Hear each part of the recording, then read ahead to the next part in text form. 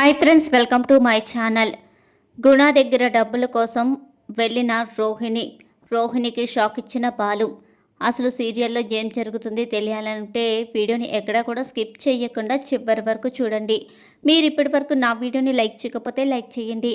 ఛానల్ని అయితే తప్పకుండా సబ్స్క్రైబ్ చేసుకోండి. మనోజ్ మీద కోపంతో రోహిణి చాలా పిసుగ్గా పార్లర్కి అయితే వెళ్తుంది. అక్కడే ఉన్న విద్య అయితే అడుగుతూ ఉంటుంది, ఏంటే అలా చిరగ్గా కనిపిస్తున్నావు అని అడగంగానే, ఏం చేస్తామే, నా బ్రతికిలా అయిపోయింది, నువ్వు చెప్పినట్టే జరిగింది. మనోజ్ మీద నేను ఎంతో నమ్మకం పెట్టుకున్నాను, కానీ నువ్వు ఆ రోజున చెప్పావు కదా, మనోజ్ ఏ పనిలోని స్థిరంగా ఉండడు, ఈ జాబ్ అయినా చేస్తాడా చెయ్యడా అని అన్నావు కదా, అదే నిజమయ్యింది. మనోజ్ జాబ్ మానేశాడు. ఇప్పటికే నేను డబ్బులు వడ్డీ కట్టలేక ఎంతో కష్టపడుతున్నాను.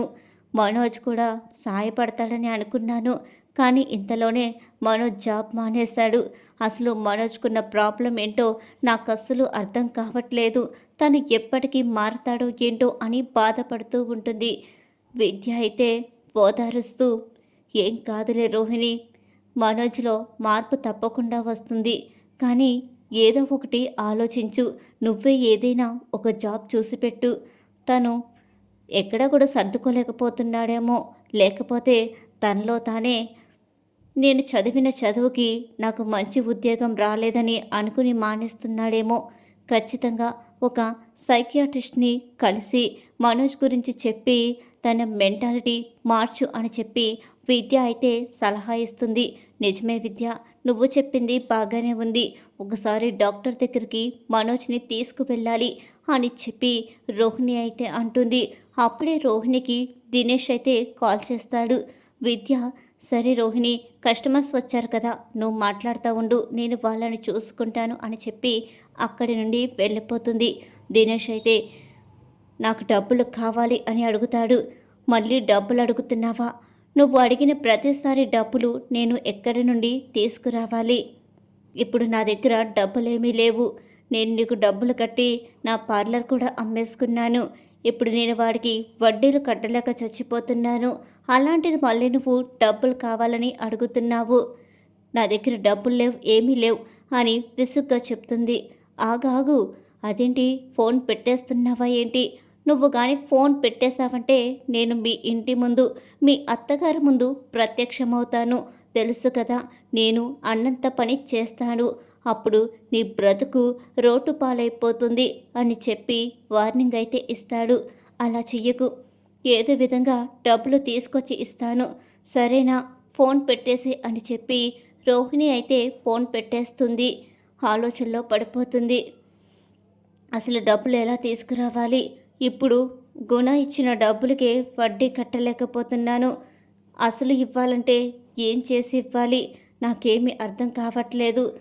మళ్ళీ ఇప్పుడు డబ్బులు అడగాలంటే ఎలా అడిగి తీసుకురాను అని అనుకుంటూ ఉండగానే విద్య అక్కడికైతే వచ్చి, ఎవరు ఫోన్ చేశారు, ఎందుకు అంత టెన్షన్ పడిపోతున్నావు అని అడుగుతూ ఉంటుంది. ఇంకెవడు, వాడే, ఆ దినేష్ ఫోన్ చేశాడు, ఇప్పుడు మళ్ళీ డబ్బులు కావాలని అడుగుతున్నాడు అని చెప్పంగానే, నువ్వు మాత్రం ఎక్కడి నుండి తీసుకొస్తావు రోహిణి?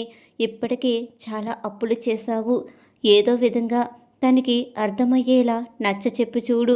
నువ్వు ఇంతకు మించి డబ్బులు ఇవ్వలేనని చెప్పు అని చెప్పంగానే, ఎన్నిసార్లు చెప్పినా కూడా వాడు మళ్ళీ మళ్ళీ అడుగుతున్నాడు.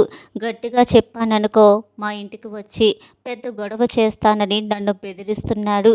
ఏదో విధంగా వాడికి డబ్బు ఇచ్చి నోరు ముయ్యించాలి అని విద్యతో అయితే అంటూ ఉంటుంది. సరే, మరి ఇప్పుడు డబ్బు ఎక్కడి నుండి తీసుకువస్తావు అని అడుగుతూ ఉంటుంది విద్య. ఇంకెక్కడి నుండి తీసుకువస్తాను? ఆ గుణ చేతిలో కాల్లో పట్టుకుని డబ్బు తీసుకువచ్చి వాడి మొహన్న కొడతాను అని చెప్పి గుణ దగ్గరికైతే రోహిణి బయలుదేరుతుంది. ఇంతలో శివ అయితే గుణకి ఫోన్ చేస్తాడు. రే గుణ, ఆ బాలు మళ్ళీ వచ్చాడు, మళ్ళీ నా మీద చెయ్యి చేసుకున్నాడు అని చెప్పంగానే, ఏంట్రా మీ బావకి ఇంత పొగరు, అంత ధైర్యం ఎక్కడి నుండి వచ్చిందిరా? నిన్ను అలా కొడుతూ ఉంటే మీ అక్క ఏం మాట్లాడతా ఏంటి? అందరూ కూడా అలా చూస్తూ ఉండిపోతున్నారా? మీరు బాగా అలసిచ్చేశారు వాడికి, అందుకే వాడు ఇదంతా చేస్తున్నాడు అని చెప్తూ ఉంటాడు గుణ. నిజమే, ఇప్పటి వరకు అలా జరిగింది, కానీ ఇక మీదట అలా జరగదు. కానీ నీతో ఒక విషయం మాట్లాడాలి గుణ. మా బావ దగ్గర ఆ వీడియో ఉండిపోయింది కదా, ఆ వీడియో ఏదో విధంగా డిలీట్ చేయించాలి. నాకు భయమేమీ లేదు, కానీ మా అమ్మ ఆ వీడియో చూసిందంటే చాలా బాధపడుతుంది. తను బాధపడటం నేను చూడలేను అని గుణతో అయితే అంటూ ఉంటాడు. సరే శివ, నీ కోసం నేను ఏదైనా చేస్తాను అని చెప్పి ఫోన్ పెట్టేస్తాడు. ఇంతలో రోహిణి గుణ దగ్గరకైతే వస్తుంది. ఏంటి మేడం మళ్ళీ వచ్చారు అని అడుగుతూ ఉంటాడు. ఏం లేదు గుణ, నాకు కాస్త డబ్బులు అవసరమయ్యాయి. నువ్వు ఏదో విధంగా పెద్ద మనసు చేసుకుని నాకు డబ్బులు ఇవ్వాలి.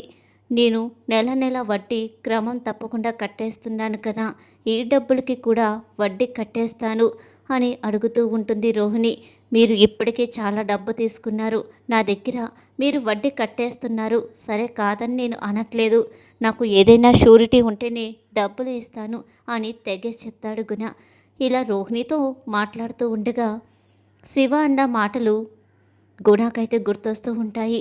సరే, మీ దగ్గర ఎలాంటి ష్యూరిటీ లేకుండా డబ్బులు ఇవ్వాలంటే మీరు నాకు ఒక పని చెయ్యాలి అని చెప్పి బాలు దగ్గర ఫోన్లో వీడియోస్ అన్నీ కూడా డిలీట్ చేయాలి.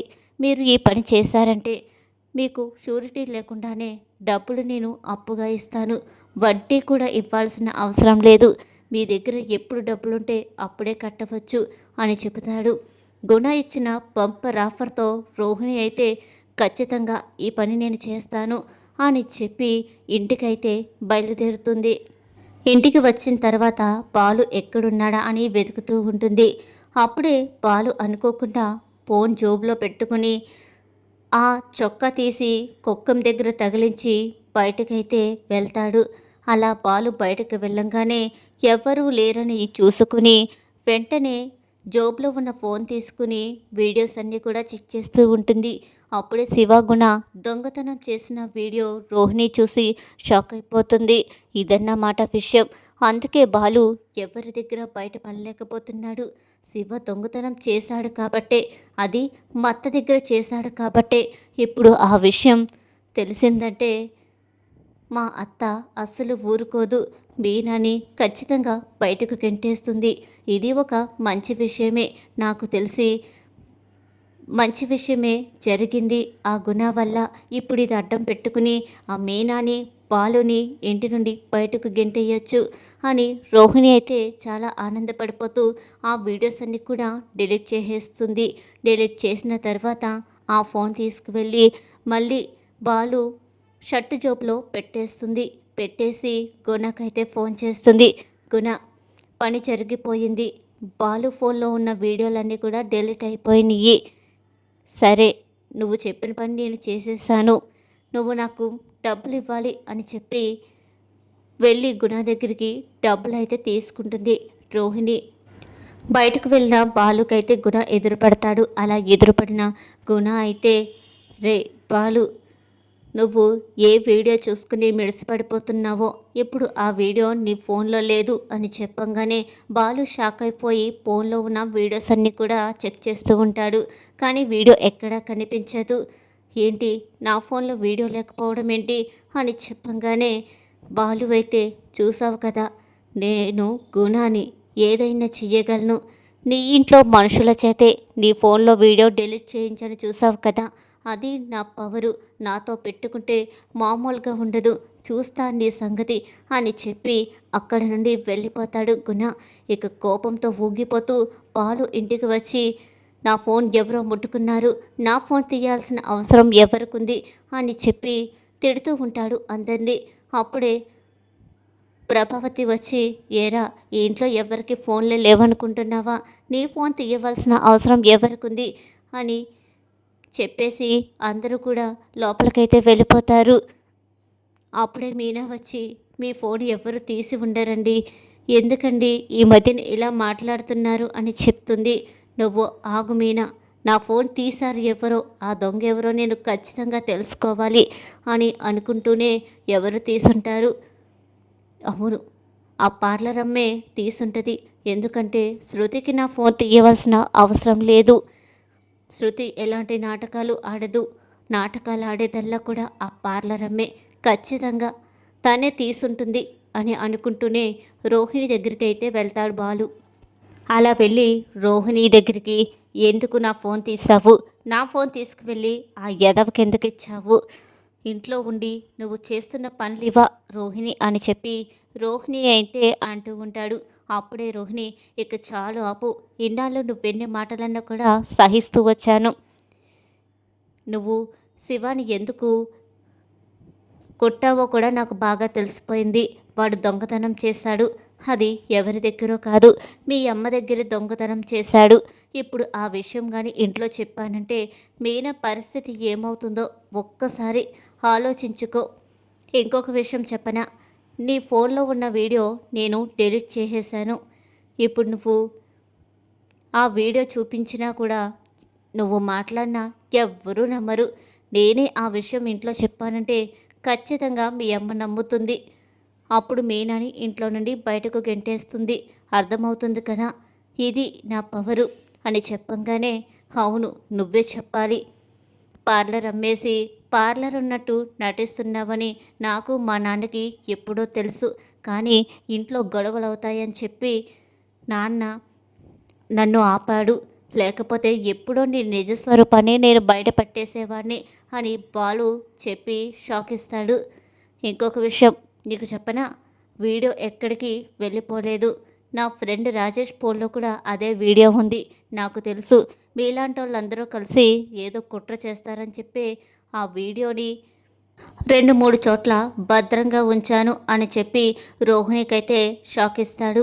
ఈ వీడియో మీకు నచ్చిందా? అయితే లైక్ చేయండి. ఛానల్ని అయితే తప్పకుండా సబ్స్క్రైబ్ చేసుకోండి.